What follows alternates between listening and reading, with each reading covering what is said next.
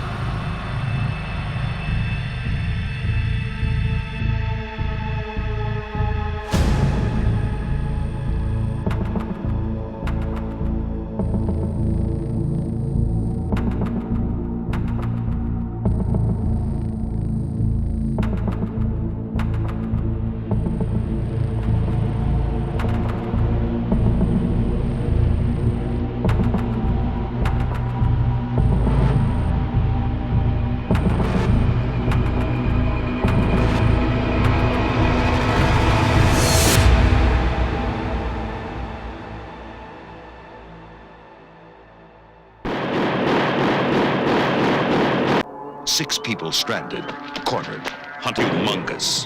It's loose, it's angry, and it's getting hungry. Humongous. God help us.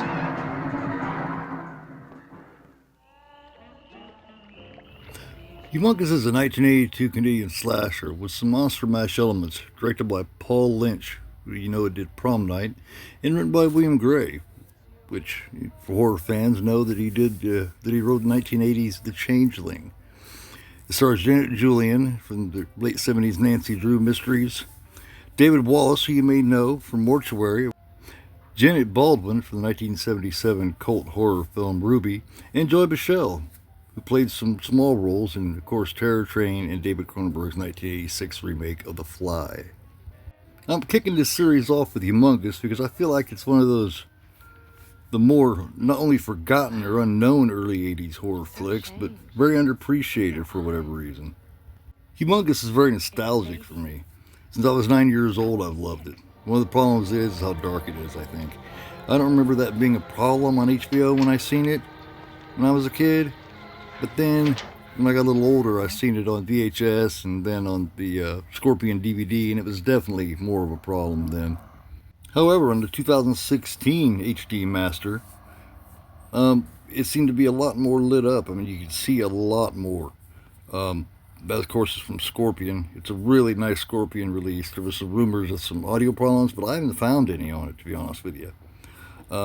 It was lit up a lot more. You can see it a lot better. I think it sounds great. Humongous is odd. You can call it a slasher if you want, but I think it's a lot more than that. Along with the great atmosphere, the setting is perfect for what it is. The acting's pretty decent for early 80s horror film. They mixed some younger group of actors with a couple of older actors, and I think they go really well. The script's not bad, and Paul Lynch directs the combination very nicely. Cinematography gets some nice shots as well. And also, you can never forget the score in this film. The score is so unique and suited for this film. It's got that awesome 80s organ going for it. You know, that organ vibe that gives it that desolate, lonely flavor. As far as the film goes, what you got is you got this privileged chick at a big party, and and the setting takes place in the late 40s. And she's fighting off this drunk dude played by Fletcher Page, who you may recognize as the Hitchhiker from the HBO mid to late 80s horror anthology series, The Hitchhiker. It was a cool little series. Check it out if you ever get the chance. Well, things go badly, and he ends up assaulting her. And her cage stable of dogs finally intervene and brutally attack the guy before she finishes him off with a couple of strikes to the head.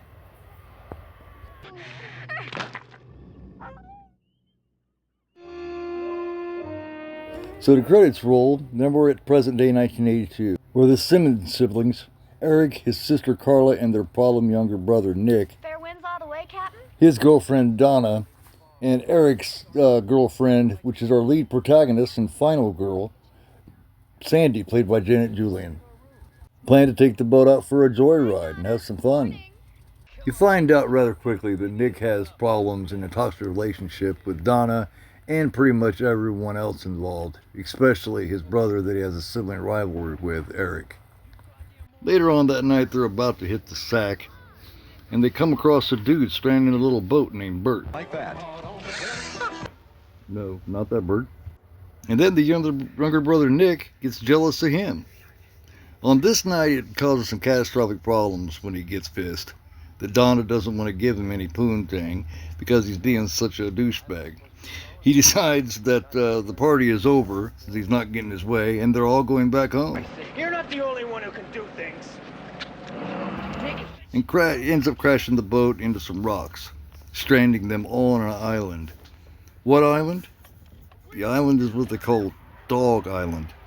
Why do they call it Dog Island?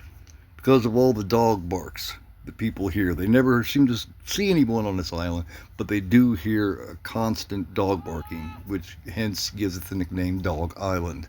And who lives on this island? Yep, you got it right. Ida, the chick from the very beginning, and her son that came about because of the assault that she suffered at what we know as the hitchhiker's hands. But this is basically early 80s slasher story writing.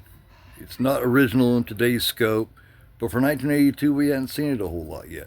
You know, we ended up seeing a lot of this premise along the way, but, you know, you gotta think it's 1982. And I want to point out also that in a lot of cases, these stories aren't executed very well. But in this case, I think it's executed extremely well. I mean, that's my opinion. But you get the picture of where the story is going. Unfortunately, I do not do spoiler reviews. There is some off-screen kills in this, but there's some pretty cool on-screen kills as well.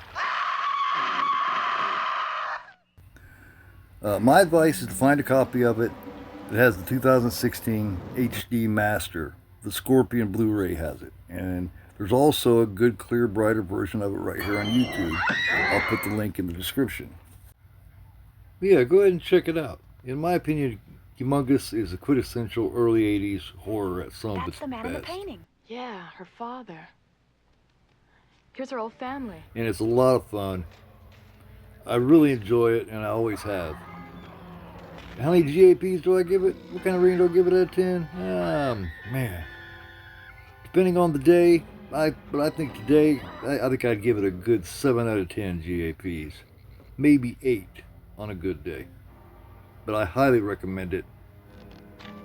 It's one of my favorites.